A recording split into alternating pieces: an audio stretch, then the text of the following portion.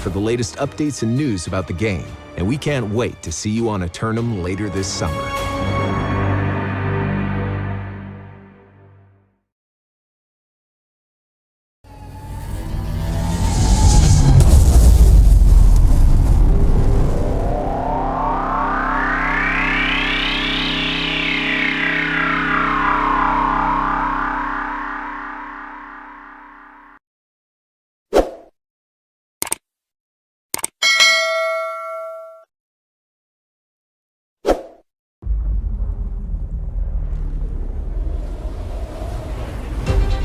What is Aeternum? The substance of legends. The pulse of adventure. The glory of triumph. Aeternum is life eternal. And death incarnate.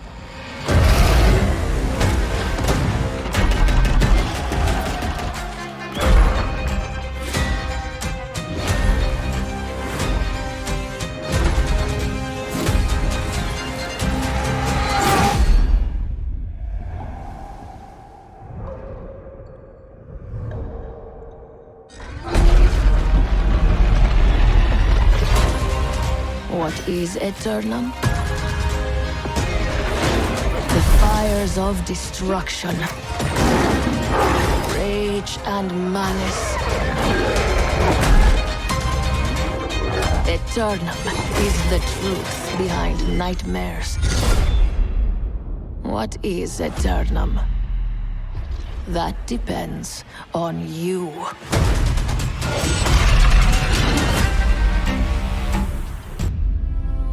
Aeternum waits beyond every horizon and calls adventurers from across the world and ages.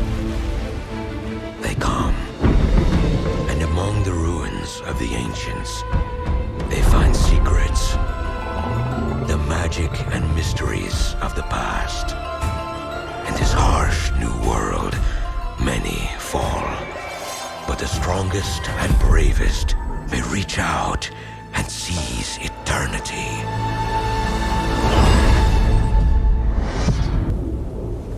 It is an eternal island of legend, a place of unimaginable beauty, and a growing evil, where the forces of death and life are in constant conflict.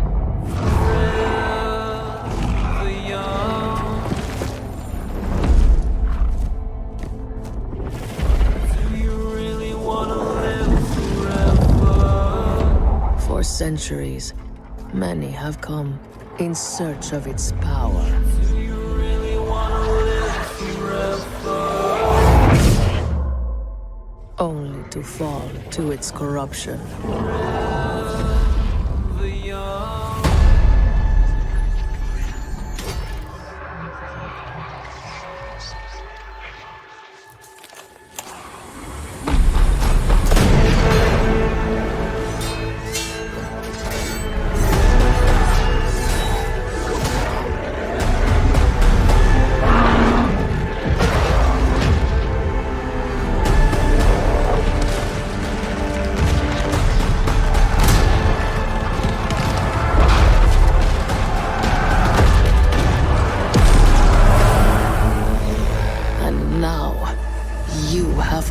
This place, lured by the promise of power and immortality. The darkness will claim you.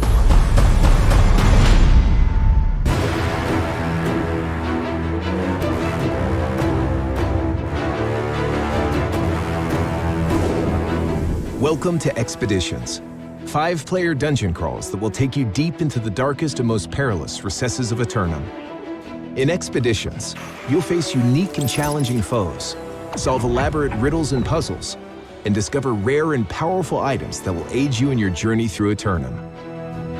Today we'll be taking a look at the Lazarus Instrumentality, an expansive subterranean ruin filled with ancient secrets, where something stirs deep in the dungeon's heart. As you coordinate your team to tackle the expedition, you'll want to remember a few key factors. Expeditions are meant to be some of the most challenging missions in New World. Make sure your team is properly outfitted with potions, tinctures, coatings, and ammunition. The wisest adventurers will also make sure to strategize team roles, with players designating healer, tank, and DPS responsibilities accordingly. With your preparations complete and your team assembled, it's time to descend into the Lazarus instrumentality. Enemies and expeditions will be plentiful. In this mission, you'll be facing a variety of ancient foes. Ancients wield powerful magical attacks and can switch from close range to ranged combat in an instant. As you progress further into the level, you'll come across puzzles that will test your wit as well as your fighting prowess. For example, this glyph puzzle will require your team to seal a network of doors by triggering a series of switches etched upon the dungeon floor. Each expedition is filled with unique lore that will help you achieve a deeper and more nuanced understanding about the history of Aeternum, the secrets of the island, the true nature of Azoth, and the truth behind what happened to the ancients. You'll also occasionally encounter unique NPCs in expeditions. Here, Scylla has a task for our adventurers. While some of these characters have good intentions, there are also those who only wish to stifle your party's progress.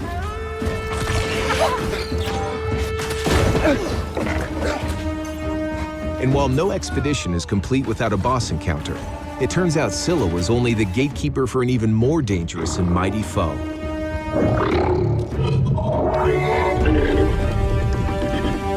While we'd love to show you more, we think the best way to experience an expedition is to play it yourself.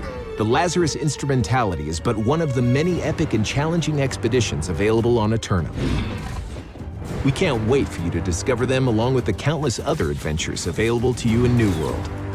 New World releases August 31st, 2021, with a closed beta beginning on July 20th. Make sure to follow us on Twitter for the latest updates and news about the game, and we can't wait to see you on Aeternum later this summer.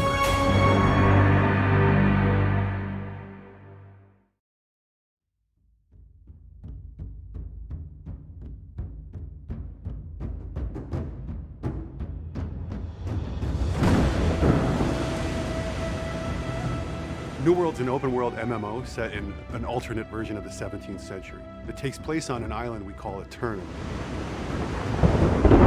It's a place of legend. It's a land of power and of treasure. It's a place where your choices matter. You get to live a life that is full of danger and adventure on a supernatural continent that has only just been discovered.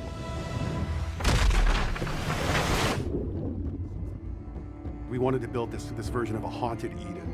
We wanted beautiful, picturesque landscapes with danger around every turn. There's these hints of supernatural and these things that show you're not really anywhere you've ever seen before. Contrast is something that we really want players to feel as they move around the world. Every space they enter feels different and special from the space behind it. They feel like every hill they're going over, there's a new adventure. Not many people know too much about Aeternum yet. I think that's where you come in as a player. And there are threats, but there's also opportunity. Rumors swirl about the power and danger of the island, but the people who go there don't really know what they're going to find. It could be Shangri-La, or it could be something out of their worst nightmares. The thing that gives Aeternum this power and makes it supernatural and special is there's this mineral that runs below the earth, and it's called Azoth, and it's known to have magical properties. Azoth can amplify things. Azoth itself is not really a good or bad necessarily, it's just this pure, raw energy. Azoth has power to change things. It makes things more beautiful. And deadly. Azoth is different for everyone who sees it or knows about it. For some, it's the Fountain of Youth. For some, it's the Philosopher's Stone. For some, it's the living embodiment of God or the devil. But one thing's for sure is it gives you, the player, a lot of really interesting powers to play with. When players arrive in Aeternum, they find evidence of other civilizations having been trapped there throughout history. The whole world is open to you, and you're only limited by your skill and the difficulty of the enemies that you run into. It's completely classless, so you choose how you want to play by choosing the equipment, and the weapons you choose also defines your play style. Players will have a lot of freedom to choose what they do and how they do it. One of the fundamental tenets of New World has always been autonomy, and that manifests in every single system in the game. The game adapts to the player and their play style. Want to become the best blacksmith or the best sword fighter? The progression system supports that. They just have to keep doing what they do best. There's multiple settlements all over the world, and the corruption is always this invasive, aggressive force that's constantly trying to push back, trying to drive players out. The corrupted have massive armies growing in the north, and some of their influences are beginning to trickle down to the south, where players are trying to build their homes. And they have a very particular idea of how the power of Aeternum should be used. The world is going to push back against you in a couple of interesting ways. For one thing, as you grow more powerful and you head deeper into the world, obviously there's going to be resistance to come up and meet you.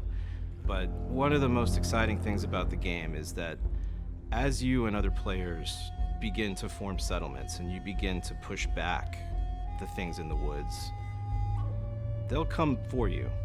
You're gonna find some really interesting battles that have to get fought in order to keep your foothold in this world.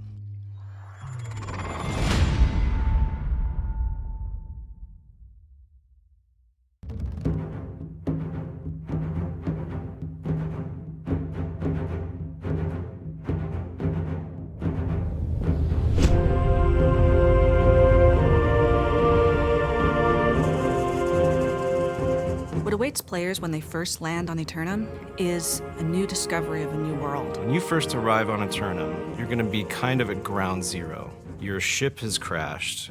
There's nobody around who's on your side. Pretty soon, you're gonna start to meet other players, and you're gonna start to understand that life on Aeternum is very much a band together or die alone situation.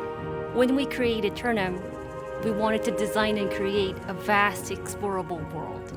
Players will quickly realize that nothing ever really dies in this island. No soul can leave the body.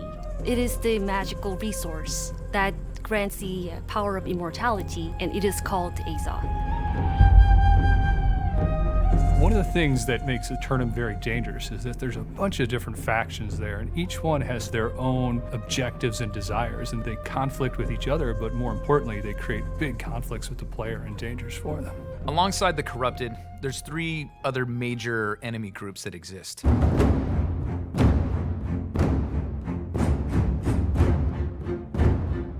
The Lost are the sort of soulless wretches of our game. They're people who have eternal life but have it without a soul, and as you learn, that is not a pleasant fate. They're stuck in this sort of like half-death state because they've died in some horrific way, or sailors who have crash landed on this island and sort of washed ashore here. They're the ghouls, the undead versions in our game.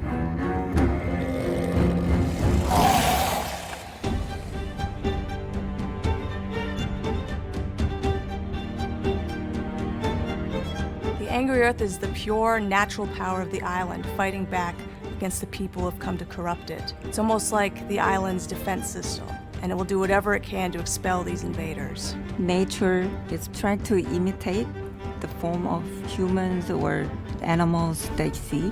And some are like more humanoid, but there's other ones that are more of like a constructed monstrosity. They mask themselves in order to fight back from what they consider is an infection.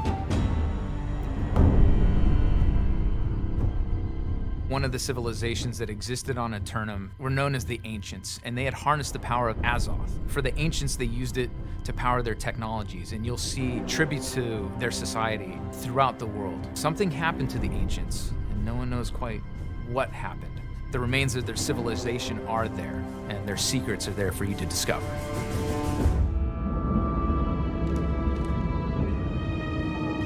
In Aeternum, the world fights back through the corrupted. So the corrupted notice the player, they notice them getting stronger and building up their settlements, and then they fight back. They might blockade a road, have a summoning portal, which portals lots of enemies of their type into the player's area. You can take one of the territories on Aeternum. You can ultimately grow your town to the point where not only the monsters in the woods want to take it from you, but other players as well. And when we have these massive wars over these territories, it's pretty special.